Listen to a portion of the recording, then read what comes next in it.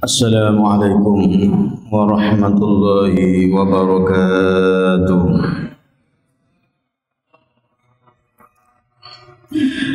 Bismillahirrahmanirrahim. Bismillahilladzi la yadurru ma'asmihi syai'un fil ardi wala fis sama wa huwas sami'un alim.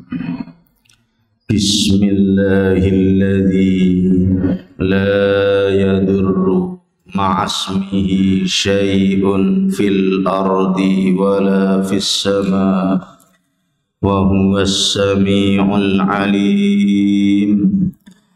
Bismillahilladzi la yadurru ma'asmihi syai'un fil ardi wala fis sama wa huwas sami'ul alim. Alhamdulillahi rabbil alamin, wassalatu wassalamu ala ashrafil mursalin nabiyyina Muhammadin wa ala alihi wa ashabihi wattabi'in wa man tabi'ahum bi ihsanin ila yaumiddin. Subhanaka la ilma lana illa ma 'allamtana innaka antal alimul hakim. Rabbana iftah bainana wa baina qaumina bil haqqi wa anta khairul fatihin ya fattahu ya alim. Bapak-bapak sekalian yang dirahmati Allah, alhamdulillah malam hari ini kita masih diberikan berbagai anugerah sehat walafiat, panjang umur, nikmat Islam dan iman, hidayah serta taufik, sehingga malam hari ini insyaallah kita akan simak pembahasan tentang keutamaan zuhud atau tidak rakus dunia bagian yang kedua. Kalau dua berarti pernah satu. Kapan itu? Kapan itu? Bulan lalu. Sudah pada lahir bulan lalu? Ada di sini atau lagi keluar kota? Keluar kota. Fotokopinya masih pada disimpan di rumah? Cuma digeletakin atau sempat dibaca-baca dan direnung-renungkan, dicocok-cocokkan antara yang semestinya firman Allah dan petuah Nabi dengan diri kita, terutama tentang zuhud itu. Artinya zuhud tidak rakus, tidak serakah. Sebab kalau sudah serakah, remnya tidak jalan, bahaya. Di mana bahayanya? Banyak. Sampai membuat lupa daratan orang. Kalau dalam ayatnya bikin alha, bikin lale, nggak ingat bahwa dirinya besok atau lusa bakal meninggal. Yahsabu annama lahu akhlada. Dia mengira bahwa dirinya akan kekal di dunia, sehingga sampai seserakah itu, sampai tega karena saking serakahnya. Bisa jadi sampai tega menghabisi nyawa orang karena saking ingin ngejar dunia, entah dapat bayaran, entah dapat opah, entah dijanjikan akan naik dan sebagainya. Nyawa. Padahal di ngaji sebelumnya kita telah mendengar, menyimak juga hadis Nabi bahwa sesungguhnya lenyapnya dunia ini jauh lebih murah. Seandainya dunia ini lenyap, hilang, itu harganya jauh lebih murah dibandingkan nyawa seorang mukmin. Min qatli mu'minin, daripada terbunuhnya nyawa seorang mukmin. Lenyapnya dunia, apalagi kok cuma lenyapnya bumi mutiara, gak ada harganya. Dunia, lenyapnya NKRI, kasarannya begitu. Oleh karena itu kalau kita masih pada punya iman, masih percaya akhirat, masih percaya hisab dan balasan di akhirat, maka jangan sampai terlibat. Terlibatnya bisa jadi langsung atau tidak langsung. Tidak langsungnya itu ikut komentar di media sosial sambil sorak-sorak.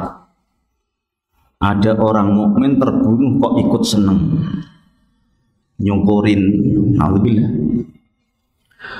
Maka dengan demikian hadirin yang mulia, namanya zuhud harus betul-betul ditanamkan. Sebab kalau tidak tadi itu serakah, rakus.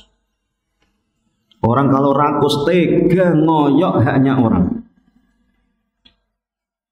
Ada satu bantuan yang mestinya diberikan orang yang sangat membutuhkan, mestinya harus disalurkan kepada orang yang lagi kesusahan.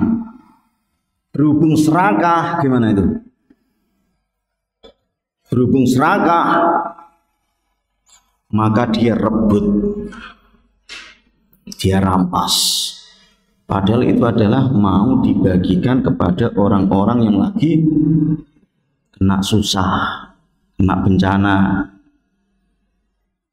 lagi ada gempa bumi, kehilangan rumah, kehilangan macam-macam, berkas-berkas yang sangat berharga dan sebagainya, sangat membutuhkan.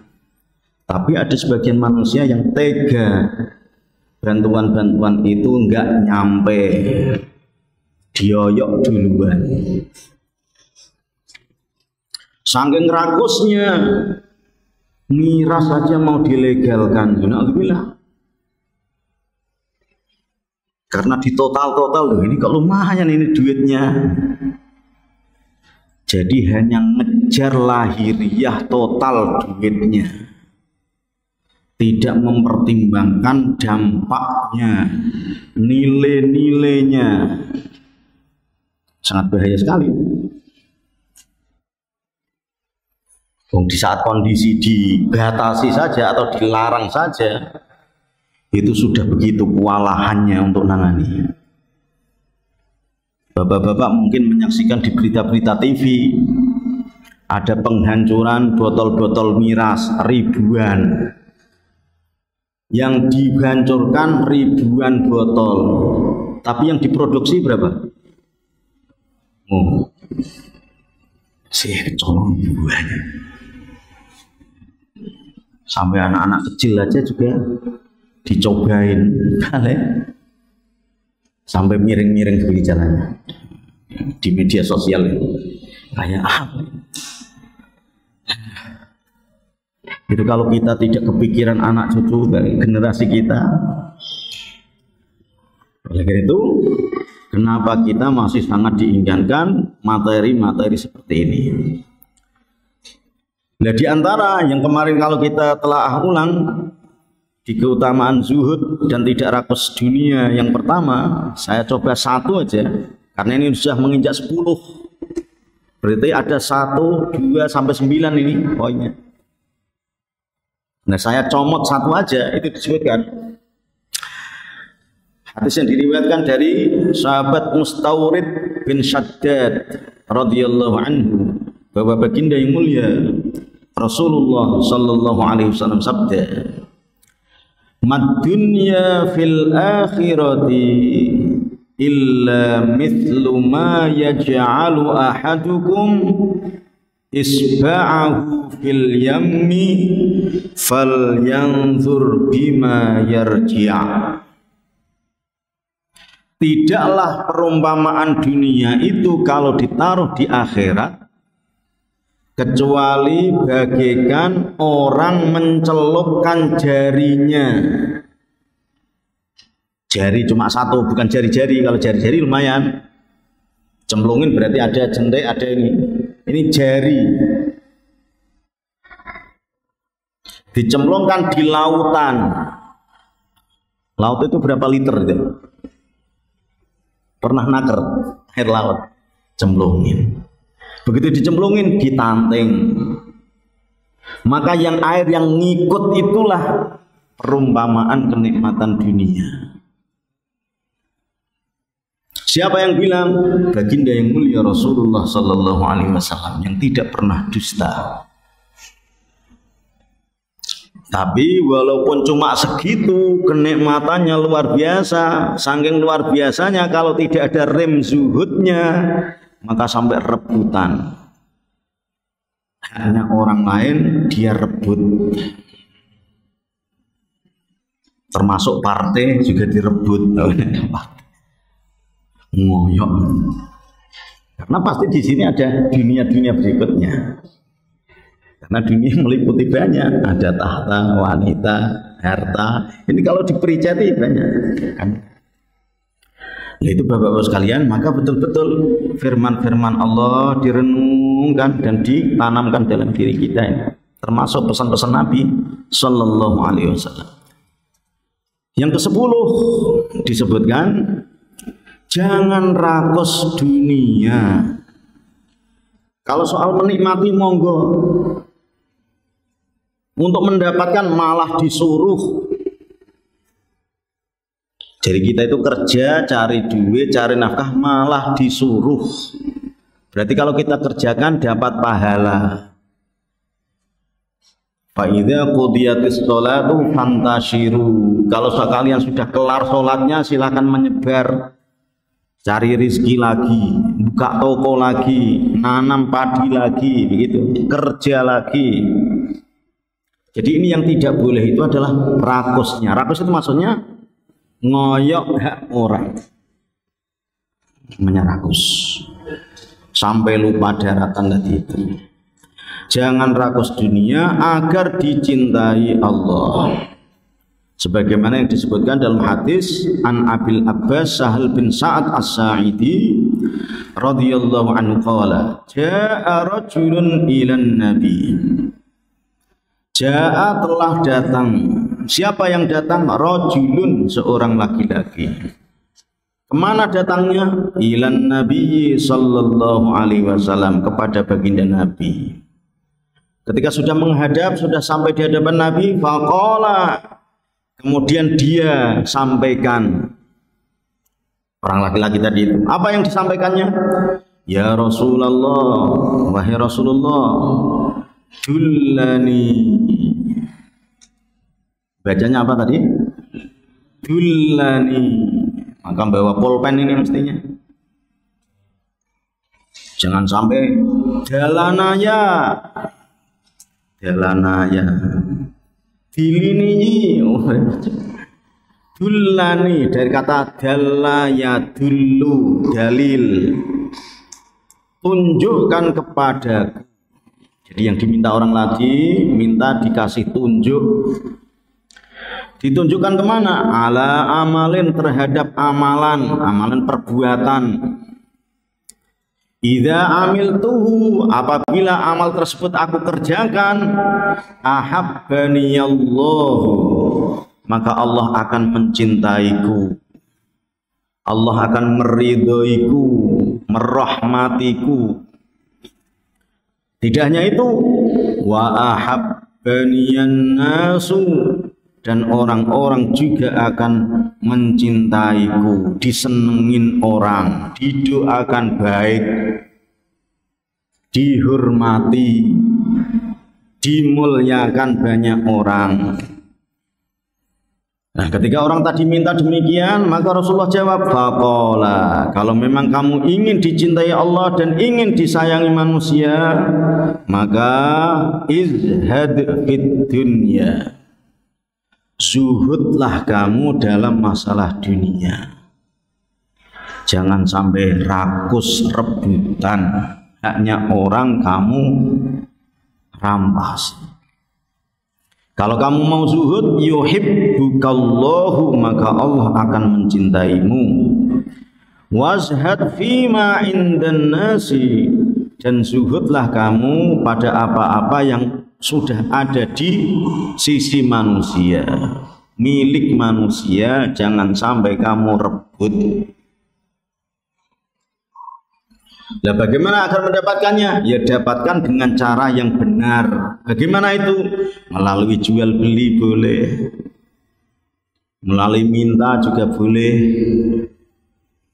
Namanya yang ada di manusia. Minta apa lagi?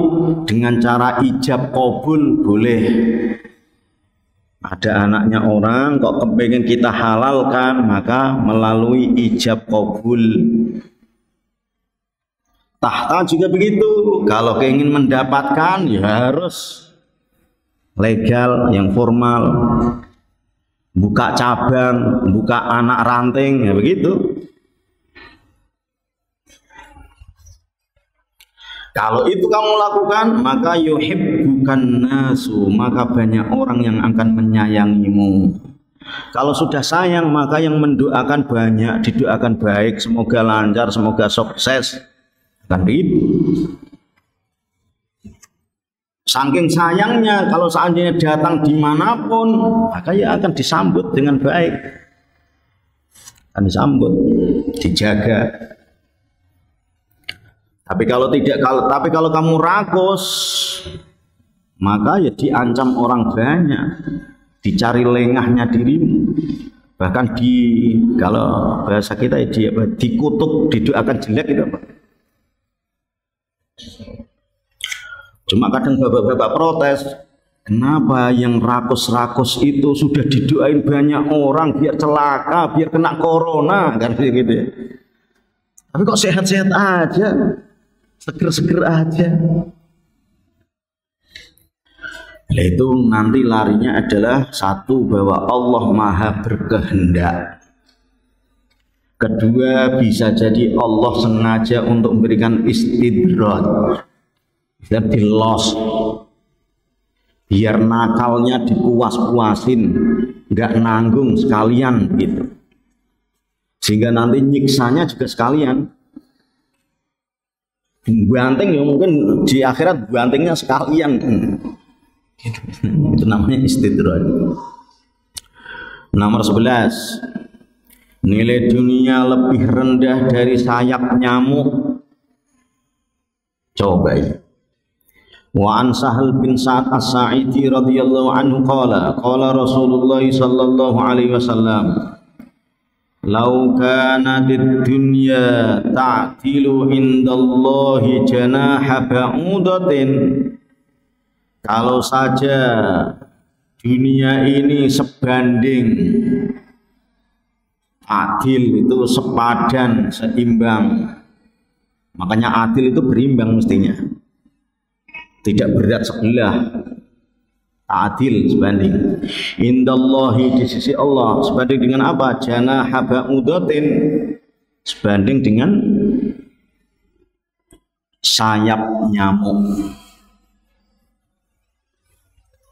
Sayap nyamuk, jangankan sayapnya, nyamuknya aja kecil begitu. Jadi hadis ini memberikan perumpamaan makhluk yang paling kecil, nyamuk. Sudah paling kecil, diambil bagian yang paling ringan juga. Kalau seandainya bagikan perutnya nyamuk agak mending lumayan, apalagi nyamuknya habis nyedot darah. Nah ini sayap, saking ringannya. Berhubung segitu hinanya, segitu rendahnya, segitu entengnya, maka ya Mengapa kalau masa kafiron minha syurbatama'in, maka tidak mengapa kalau seandainya orang kafir itu berkesempatan untuk minum air. Artinya mencicipi kenikmatan di dunia ini biar dipuas-puasin, dia nggak mengapa, segitu aja kok. Seakan-akan hadis ini minta keridhoanmu lah. Cuma segitunya. Makanya memang kalau kita saksikan di dunia ini orang-orang kafir agak muas-muasin ini sayap nyamuk ini. Kadang yang begitu tekun, jamaahnya rajin, ahli masjid, tapi begitu buka toko kok nggak begitu laris ya, kok sepi ya. Tapi orang yang tidak pernah sholat, nggak pernah menjamah masjid, tapi tokonya kok laris, rame. Maka di saat seperti itu terobati, ngibur hadis ini, apa ini? Sabar-sabarin. Itu adalah sayap nyamuk. Durasinya, gitu ya. Durasinya juga tidak begitu lama. Berapa itu? Entah bisa jadi puluhan tahun. Tapi puluhan tahun kalau ditaruh di akhirat tidak seberapa. Di antara ayat itu menyebutkan apa itu? Wa inna yauman inda rabbika ka alfi sanatin mimma ta'udun.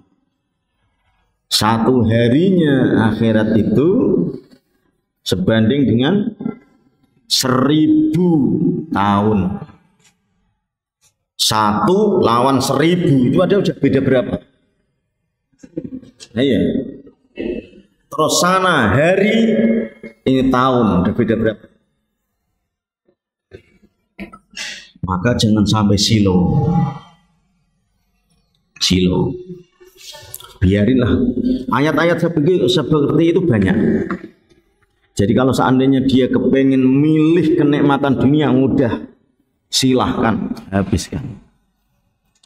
Tapi dia tidak akan mencicipi kenikmatan akhiratnya. Oleh itu ungkapan-ungkapan itu baru diungkapkan dari durasi. Diungkapkan dari siksa juga begitu, Bapak sekalian. Wong disebutkan seringan-ringannya atau seendeng-endengnya siksaan neraka itu adalah ketika diambil perongkol tahu ya? Rongkolan api ditaruh di telapak kaki seseorang, hadis sahih diriwayatkan oleh Imam Muslim, sampai mendidih nembus umum bahasa Jawa ya, didih. Itu penjara akhirat. Kalau penjara dunia gimana? Nah, itu penjara di dunia sudah 5 tahun kok masih seger-seger.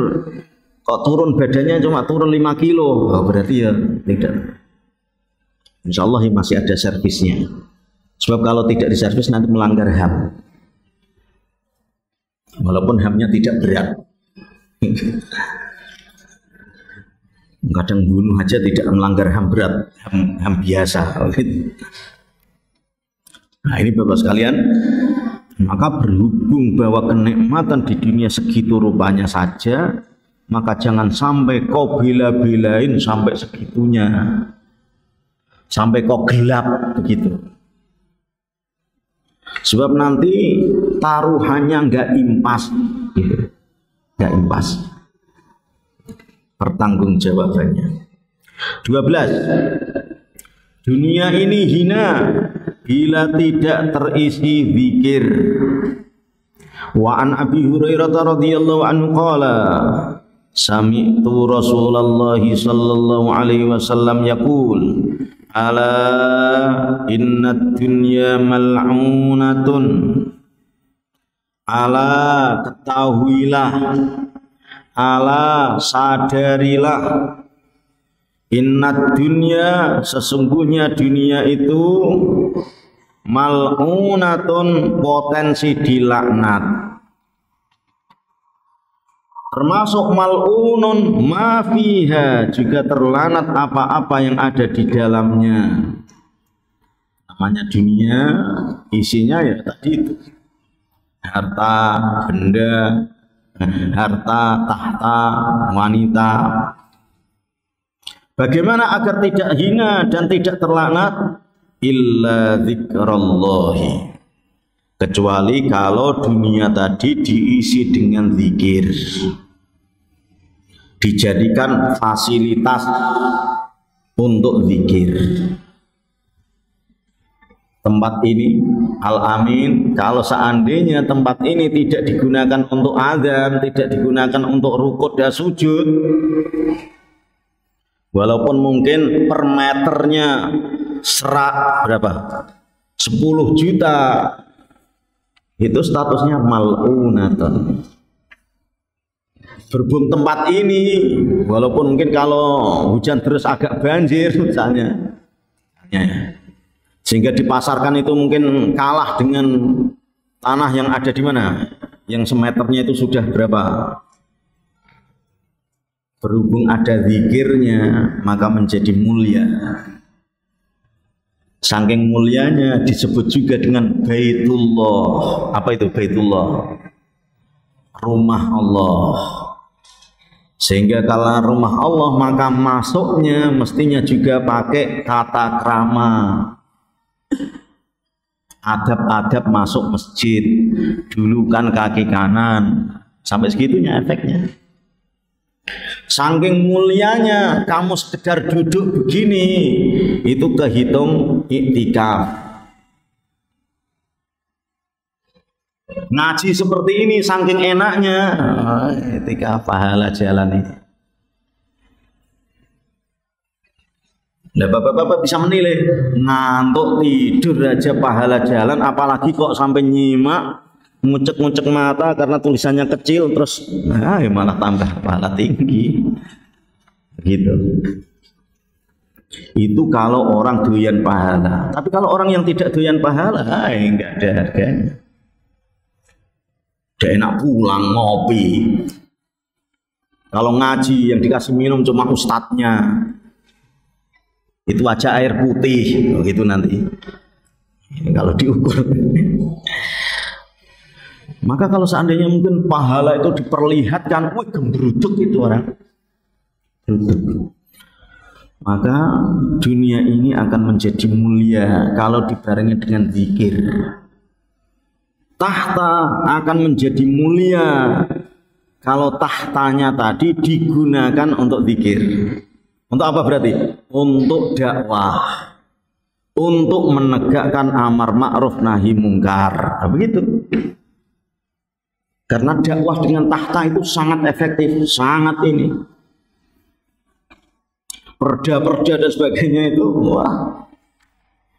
Jadi kalau miras cuma dibahas di pengajian yang kurang efek. Dulu kita sangat ingat sekali ketika apa ya? Alexis apa dulu itu? Alexis ya. Lantai berapa dulu itu sempat ramai. Alexis lantai 7 apa berapa? 7. Oh nggak tahu ya. Beritanya. Berita. Saya Jakarta juga tidak begitu ini. Dulu kalau nggak ada 212 mungkin nggak pernah ke Jakarta. Saya ke Jakarta itu kalau ada amanah jadwal khutbah baru ke Jakarta. Iya, jangan demo, aksi, ya gitu. Silaturahmi, reuni, ya gitu. Demo itu kayaknya toh kesannya malunan. Harta juga begitu. Harta itu kalau cuma ditumpuk-tumpuk aja, tumpuk-tumpuk aja itu malunan. Bagaimana agar mulia, agar dapat ridha Allah? Ya tadi digunakan untuk daftar haji, digunakan untuk daftar berangkat umroh. Kalau perlu tidak hanya berangkat aja, tapi juga berangkatkan umroh. Jadi ada tambahan lagi, berangkat dan berangkatkan umroh. Kira-kira di kanan kiri kita yang khidmahnya ke masjid itu sudah sedemikian pengorbanannya, perjuangannya, dikasih bonus hadiah berangkat roh. Walaupun yang berangkatkan bareng-bareng, keroyokan biar ringan, iuran berapa, atau yang berangkat itu 50%, sisanya nanti dikeroyok bareng-bareng. Maka uangmu yang kamu gunakan untuk itu akan menjadi mulia. Menjadi kalau kemarin wal baqiyatus sholihatu khairun, akan menjadi begitu. Ya. Digunakan untuk perkembangan pesantren, digunakan untuk pengembangan TPQ. Wa ma walahu, dan apa-apa yang sepadannya, sepadan dengan zikir, walaupun kelihatannya secara lahiriah kita tidak tasbih dan tahmid, tidak rukuk dan sujud, tapi yang sepadan itu adalah bahas problem umat, bahas nasibnya anak-anak, bahas jadwal traweh, ya begitu. Walaupun kelihatannya tidak tasbih, tidak zikir, tapi wa mawala, wa aliman, dan alim. Alim berarti ulama. Bumi mutiara ini dihitung oleh hadis ini dilaknat, kecuali kalau di dalamnya ada orang yang pinter-pinter alim. Alhamdulillah, ya alim di sini aliman tidak harus alim yang harus ini. Ada yang pinter ngaji, dan pinter. Maka dengan demikian kalau kita renungkan misalnya, Indonesia ini akan menjadi terhormat dan mulia kalau penduduk negerinya banyak yang alim. Sebab kalau tidak ada alimnya nanti innad dunya mal'unatun nanti. Ya benar? Agar tidak mal'unatun maka harus muncul aliman. Maka kalau ada orang alim, maka betul-betul jaga, lindungi. Biar nanti negeri ini termasuk negeri yang diridhoi oleh Allah. Baldatun thayyibatun wa rabbun ghafur. Begitu. Wa muta'alliman, dan kecuali kalau dunia tersebut ada muta'allimnya. Muta'allim berarti anak yang belajar, yang ngaji. Bumi mutiara ini akan dianggap mulia dan berharga di sisi Allah kalau hampir di beberapa sudut-sudut penjurunya ada TPQ-nya, gitu. Tapi kalau di sini tidak ada TPQ akan menjadi mal'unatun. Maka semoga Indonesia ini di berbagai tempatnya muncul pesantren, gitu. Biar untuk menjaga negeri ini adalah termasuk negeri yang mulia. Jangan sampai malah ketika ada muncul pesantren malah agak ditakut-takuti. Santri-santrinya diejek, dihina, diolok-olok. Yang lebih sadis lagi adalah difitnah bahwa mereka itu adalah bibit-bibit keji sekali. Padahal namanya didik anak, ngurus anak, luar biasa masalah pendidikan. Ternyata saya ngambil hikmah dari peristiwa pandemi seperti ini. Ternyata pesantren itu jasanya luar biasa. Anak saya yang usia sekolah